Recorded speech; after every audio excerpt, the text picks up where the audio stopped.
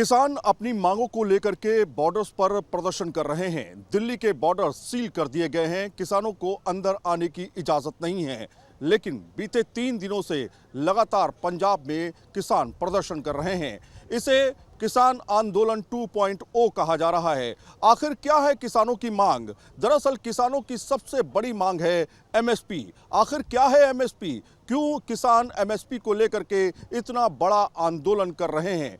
नमस्कार, मैं हूं सैयद आमिर हुसैन और आप देख रहे हैं न्यूज़ नेशन डिजिटल। आज हम आपको बताने जा रहे हैं कि दरअसल एमएसपी की मांग को लेकर के किसान इतने ज़्यादा आक्रोशित क्यों हैं, क्यों आखिर एमएसपी इतनी ज़्यादा किसानों के लिए महत्वपूर्ण है। दरअसल एमएसपी का मतलब होता है न्यूनतम समर्थन मूल्य, यानी कि minimum support price. Minimum support price वो प्राइस जिस पे किसान अपनी फसल को आसानी से बाजार में बेच सके और उसको नुकसान ना हो, ये कीमत तय करे सरकार, और सरकार के उस कीमत के नीचे वो फसल ना बेच पाए, ना कोई खरीद पाए। यानी कि उसके ऊपर कीमत जा सकती है, उसके नीचे नहीं।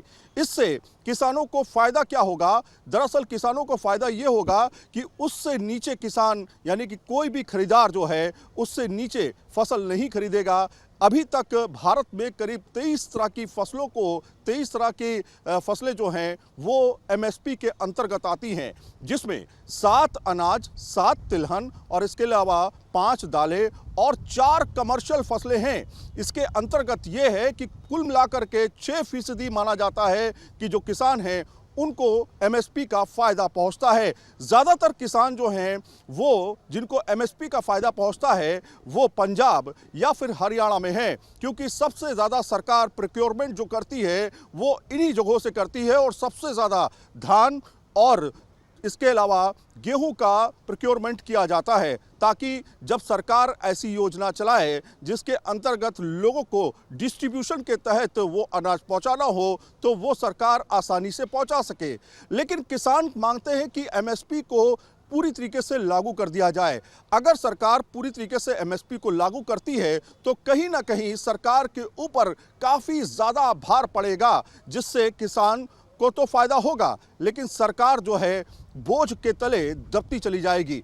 एमएसपी आखिर किसान कब से मांग कर रहे हैं, क्यों मांग कर रहे हैं? आपने देखा कि किसान आंदोलन इससे पहले जो 2020-21 में हुआ था, उस समय भी बड़ी संख्या में किसान जो है अपनी मांगों को लेकर के आए थे। उस समय 3 कृषि कानून पर किसानों का अवरोध था, जिसको सरकार ने हटा दिया। उसके बाद इस बार किसान जो है कई मांगों को लेकर के सामने आए हैं, जिसमें 12 मुख्य मांगे हैं, लेकिन सबसे बड़ी मांग जो है वो दरअसल एमएसपी है, यानी न्यूनतम समर्थन मूल्य, मिनिमम सपोर्ट प्राइस। इसको लेकर के हंगामा ज़्यादातर जो है पंजाब में हो रहा है। हरियाणा के किसान भी अभी साथ में नहीं हैं। आपको बताएं कि पहला न्यूनतम समर्थन मूल्य जो तय किया गया वो कौन तय करता है, पहले तो ये समझ लीजिए।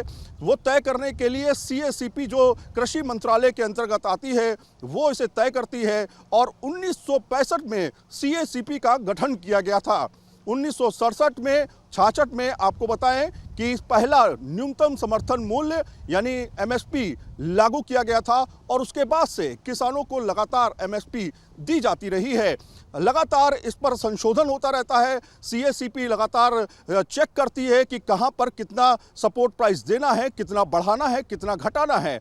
सीएसीपी का काम दरअसल ये होता है कि अंतर्राष्ट्रीय मार्केट में किस तरह से उतार चढ़ाव फसलों के हो रहे हैं, अनाज के हो रहे हैं। इसके अलावा हिंदुस्तान में अलग अलग जगहों पर, अलग अलग प्रदेशों में जहां पर प्रोडक्शन ज़्यादा होता है, जहां पर प्रोडक्शन कम होता है, उसको तय करने के बाद ही एमएसपी लागू की जाती है। यानी कि एमएसपी का से जो कीमत है वो बढ़ाई या घटाई जाती है। फिलहाल लगातार बढ़ाई जाती रही है एमएसपी, चाहे वो गेहूं की बात हो, चाहे वो धान की बात हो।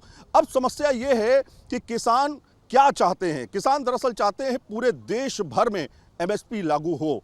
अगर ऐसा होता है तो सरकार को पूरे देश भर से प्रोक्योरमेंट करना पड़ेगा, किसानों के जो फसलें हैं उनको प्रोक्योर करना पड़ेगा, और एमएसपी अगर लागू होती है तो कहीं ना कहीं जो प्राइवेट वेंडर्स हैं उनको उस रेट से ज़्यादा पे बेच सकते हैं, उससे कम पे नहीं।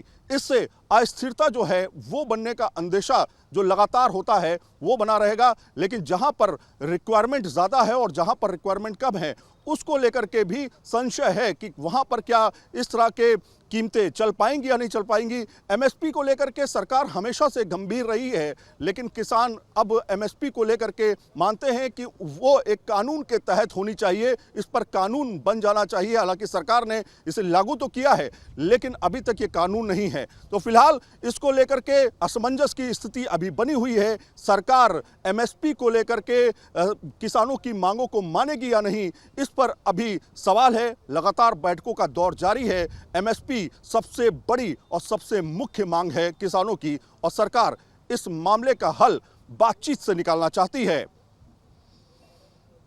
वीडियो जर्नलिस्ट सुभाष चंद्रा के साथ Syed Aamir Hussain, news nation, Singhu border.